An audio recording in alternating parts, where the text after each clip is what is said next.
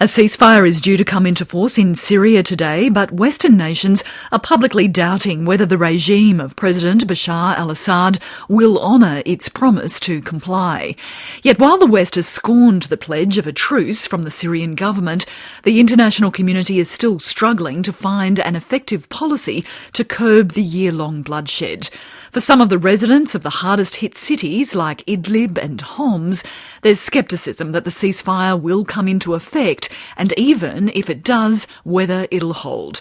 Earlier I spoke with Ayham Jabal Azzawiyah, who's in Idlib.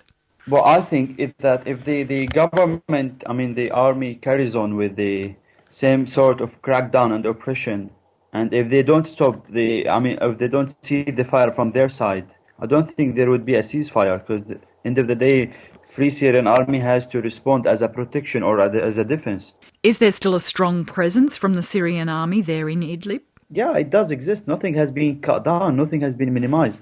The tanks are there. Everything is there. And nothing has happened. This is why I'm surprised. How tomorrow they're going to pull back all these forces? So the tanks, the troops are still there. Has the shelling from government forces continued? Well, in Idlib city, no. Because there is no more clash, there is no more defense, there is no more targets for them. Every target they went to, they either destroyed, or they got the people they want, or they got what they demand. Talking about the city of Idlib, not the town. The towns, there is still continuous shelling and attacks.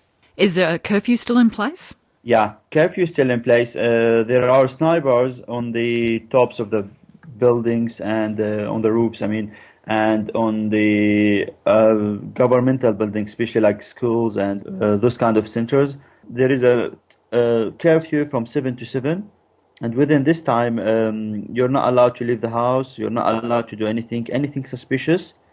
They will shoot or they will just shell the suspicious things. Even if you are in a car, they will bombard the car. How difficult is life for you and your family there? Well, to be honest with you, it's really terrible.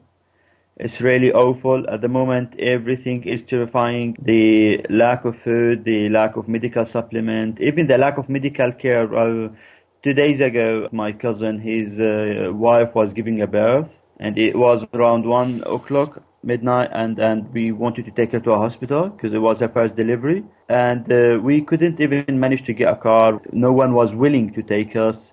No one wanted to take the risk, and we couldn't do anything. We had to find the school where they live, the army is, and we had to beg them, and my auntie had to speak to them 3 times, begging them that we need to get to the hospital because it's an emergency condition. And eventually they said, oh, you're allowed to go get the midwife, and she had to go and get her to her place to help her to give birth. Idlib resident Ayham Jabal Azzawiyah describing what life has been like for him and his family during the Syrian uprising.